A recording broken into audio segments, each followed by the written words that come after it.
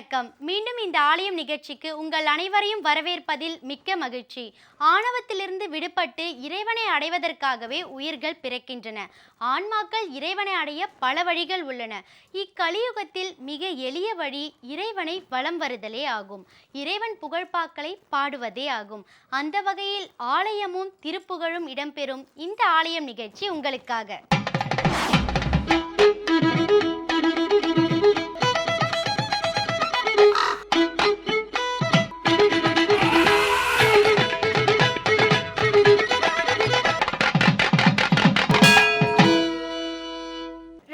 சீதாதேவி இருக்கும் நிலையில் தமிழகத்தில் பல திருக்கோவில்களை பார்த்திருப்போம்.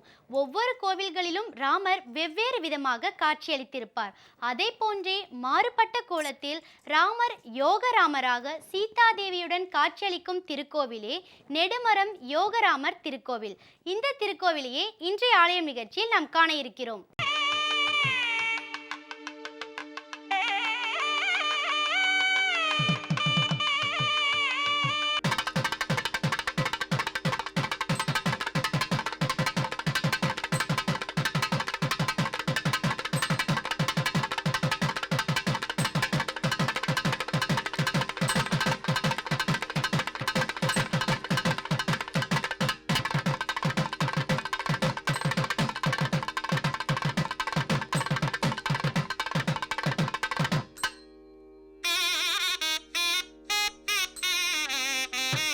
சென்னை மாநகரிலிருந்து திருத்தணி செல்லும் நெடுஞ்சாலையில் கனகம்மா சத்திரம் என்ற இடத்திற்கு மிக அருகிலேயே நெடுமரம் என்னும் ஊர் உள்ளது.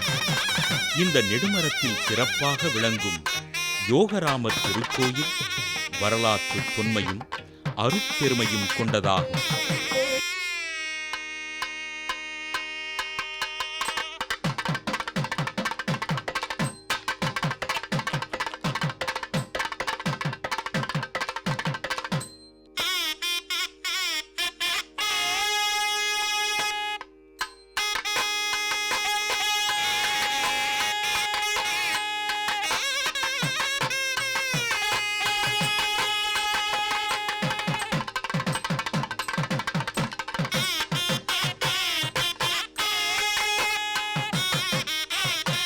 வேறு பல திருக்கோயில்களில் சீதா பிராட்டி, லட்சுமணர், ஆஞ்சநேயருடன் ஸ்ரீராமர் சன்னதி அமைந்திருக்கும் என்றாலும் இந்த நெடுமரம் திருக்கோயிலில் மட்டுமே ராமர் யோக நிலையில் எழுந்தருளியிருக்கிறார். திருமணத் தடை, புத்திர தடை நிவர்த்தி தலமாக இந்த நெடுமரம் யோகராமர் ஆலயம் திகழ்கிறது.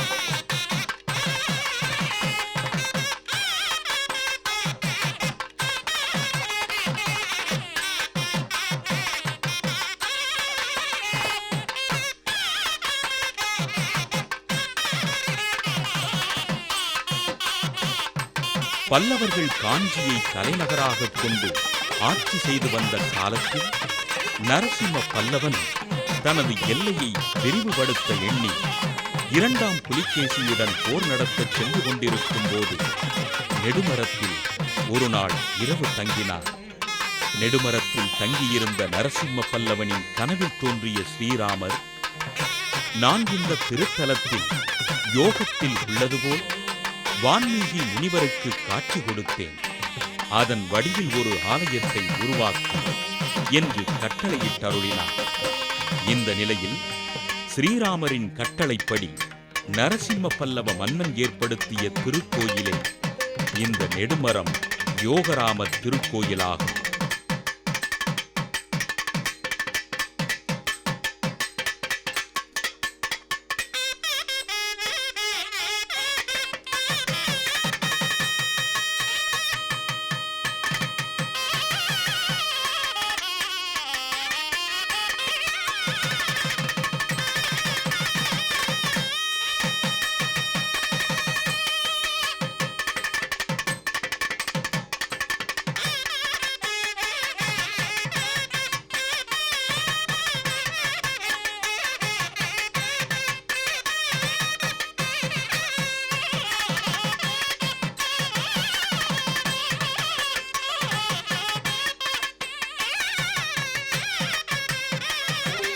ராமராமா என்று நாரதர் உபதேசித்த ராமநாமத்தை செவித்தபடி தவம் மேற்கொண்டிருந்த வான்மீகி முனிவருக்கு ஸ்ரீராமர் யோக நிலையில் திருவருள் காட்சி கொடுத்த திரு இடமே இந்த நெடுமரம்.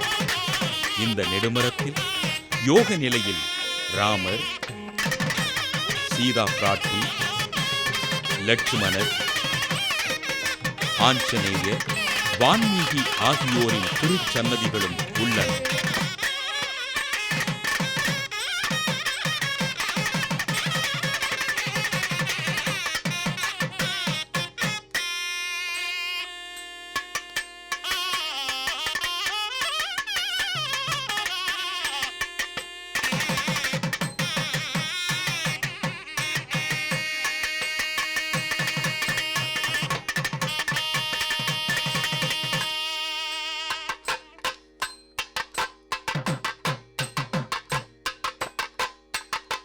இத்திருக்கோவிலை பற்றிய என்னென்ன தகவல்கள் நமக்காக காத்திருக்கின்றன என்பதை இந்த பகுதியில் காணலாம்.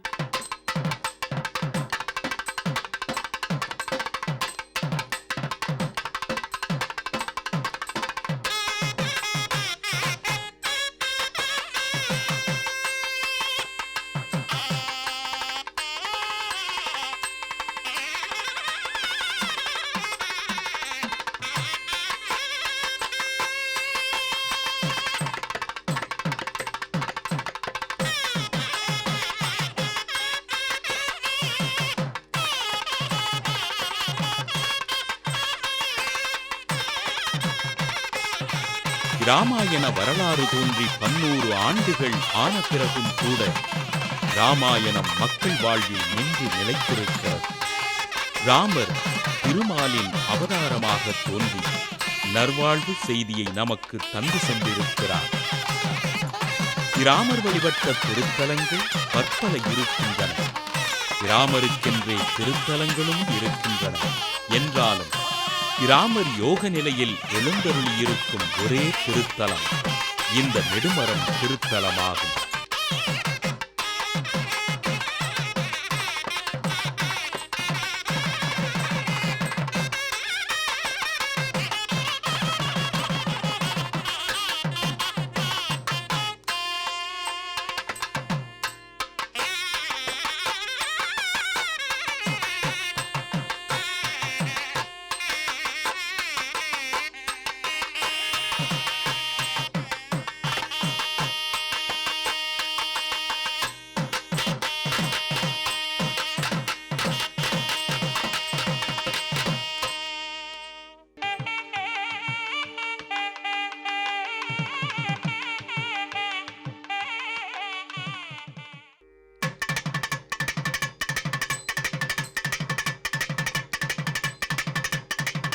ராமநாமத்தை செவித்தாலே நற்கதிக்கான வழி உண்டாகும், வாழ்வு நன்றாகும் என்பதற்குச் சான்றாக இராமாயணத்தை இயற்றிய வான்மீகியின் வரலாறே உள்ளது.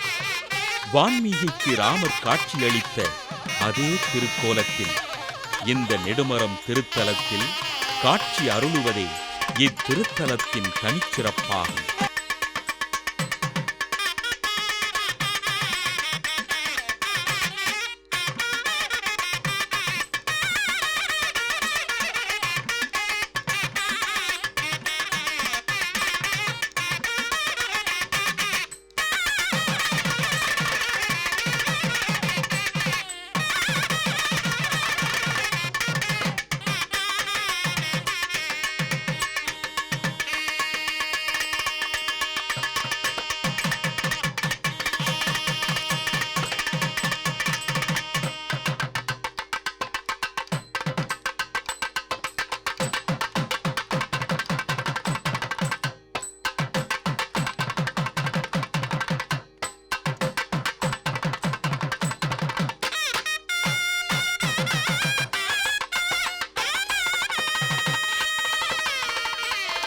இறைவனை வழிபடுவது ஒன்றே எல்லா துயரங்களில் இருந்தும் விடுதலை பெற ஒரே வழி. இறைவன் எழுந்தருளியிருக்கும் திருக்கோயில்கள் எல்லாம் ஏதாவது ஒரு வகையில் பரிகார தலமாகவே விளங்குகின்றன. இந்த நெடுமரம் ஸ்ரீராமர் திருக்கோயிலும் ஒரு பரிகார தலம். குறித்த காலத்தில் திருமணம் நடைபெறாமல் இருந்தாலும், திருமண வாழ்வில் குழப்பங்கள் இருந்தாலும், புத்திரப்பேறு இல்லாமல் இருந்தாலும் இந்த திருக்கோயிலுக்கு வந்து யோகராமரை வணங்கி வழிபட்டால் திருமண தடை நீங்கும், புத்திர பேறு கிடைக்கும் என்று இத்திருக்கோயில் அடியவர்கள் கூறுகிறார்கள்.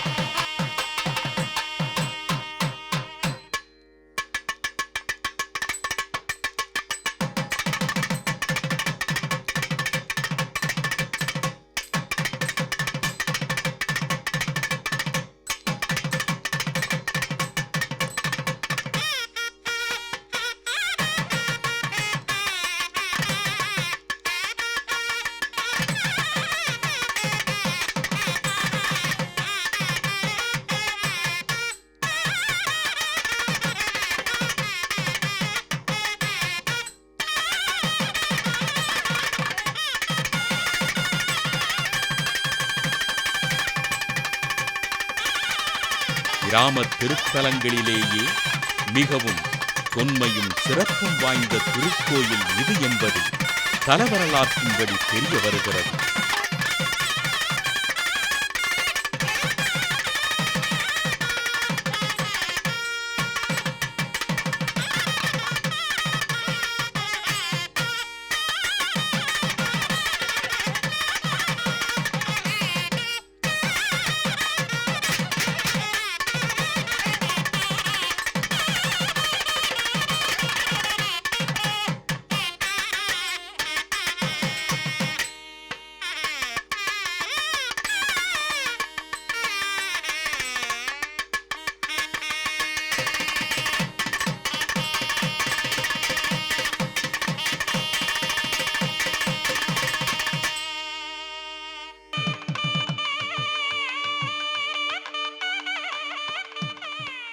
இன்றைய ஆலயம் நிகழ்ச்சியின் அடுத்த பகுதியாக வருகிறது திருப்புகழ்.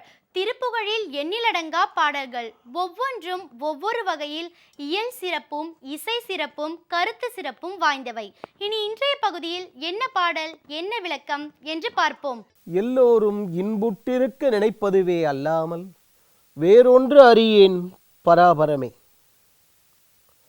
வள்ளிமலையில் எழுந்தருளியிருக்கும் வள்ளி மணவாளனை நோக்கி அருணகிரிநாத சுவாமிகள் பாடிய ககனமும் அனிலமும் என்ற பாடலின் இரண்டாவது பகுதி இங்கே விளக்கம் பெறுகின்றது.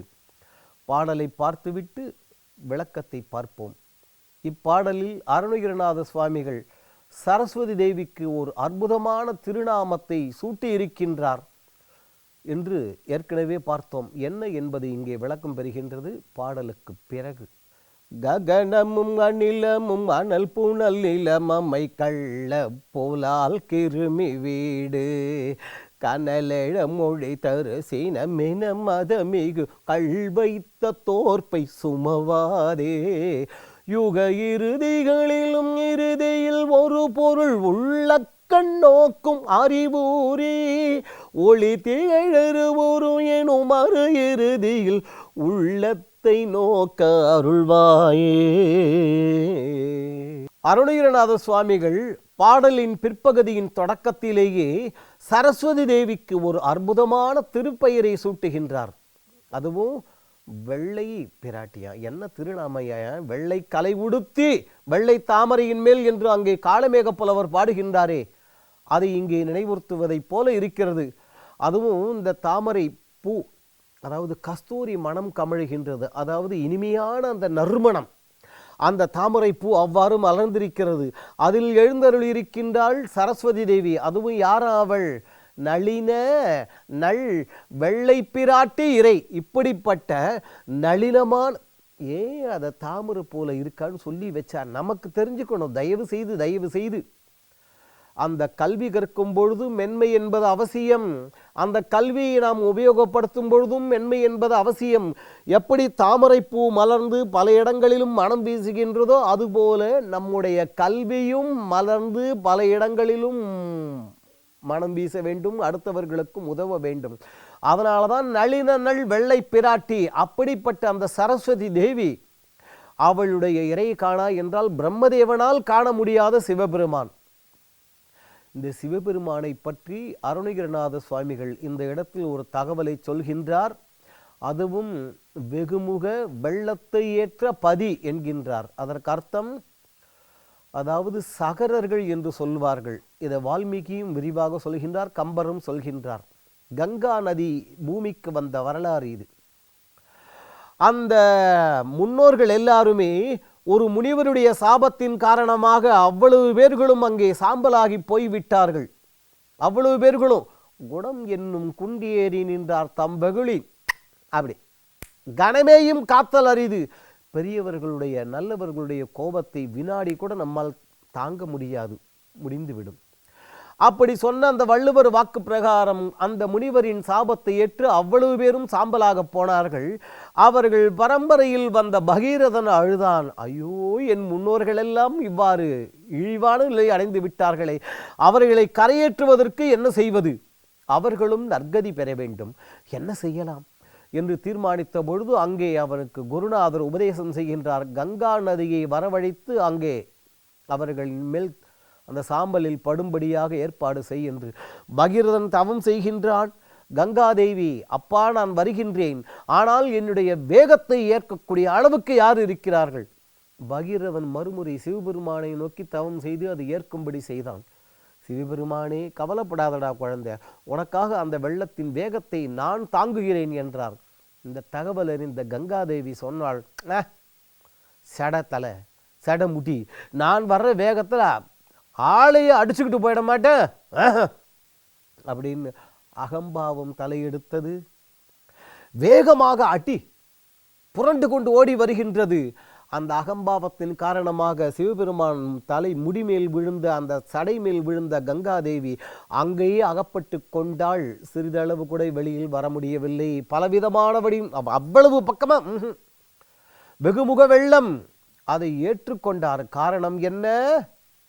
அகம்பாவம் என்பது அடக்கப்பட்டு விடும், அடங்கித்தான் ஆக வேண்டும். அப்படி கங்காதேவியின் அந்த அகம்பாவத்தை நீக்கி அந்த சிவபெருமானுடைய அற்புதமான வாழ்வே முருகப்பெருமானே என்கின்றார். காரணம் ஏன்? அப்பனுக்கு பாடம் சொன்ன சுபையன் அல்லவா இவர். அதன் காரணமாக அப்படிப்பட்ட அந்த சிவபெருமானின் வாழ்வான முருகப்பெருமான் நம் எல்லோருடைய உள்ளங்களிலும் இல்லங்களிலும் எழுந்தருளி எல்லா விதமான தீய குணங்களையும் அகம்பாவம் முதலானவைகளை நீக்கி எல்லா விதமான செல்வ வளங்களையும் ஆரோக்கியம் உள்பட அனைத்து செல்வங்களையும் அருள வேண்டும் என்று வேண்டுவோம். அவனும் அருளுவான். இந்த பாடலின் பிற்பகுதியை தொடங்கும் பொழுது அங்கே பிரம்மதேவனால் காண முடியாத சிவபெருமான் என்று சொன்னார். நமக்கு தெரிந்த கதை திருவண்ணாமலை வரலாறு. மகாவிஷ்ணுவும் பிரம்மதேவனும் தான் சேர்ந்து தேடினார்கள். ஆனால் இந்த பாடலில் இங்கே அருணகிரிநாதர் பிரம்மதேவரை பற்றி மட்டும் சொல்ல காரணம் என்ன? இதை எடுத்து பாடலின் முற்பகுதியுடன் இணைத்து நாம் விளக்கம் பார்க்க வேண்டும். அடுத்த நிகழ்ச்சியில் பார்ப்போம். முருகப்பெருமான் நமக்கு அருள் புரியட்டும். சரி நேர்களே, நம் மனதுக்குள் 1000 துயரங்கள் இருந்தாலும் இன்றைய ஆலயம் நிகழ்ச்சியை பார்த்தவுடன் அவை மறைந்திருக்கும் என்று நம்புகிறோம். இந்நிகழ்ச்சி குறித்த உங்கள் கருத்துக்களை எங்களுக்கு தெரியப்படுத்துங்கள். வேறொரு ஆலயம் நிகழ்ச்சியில் உங்களை சந்திக்கும் வரை உங்களிடமிருந்து விடைபெறுவது சரண்யா. நன்றி, வணக்கம்.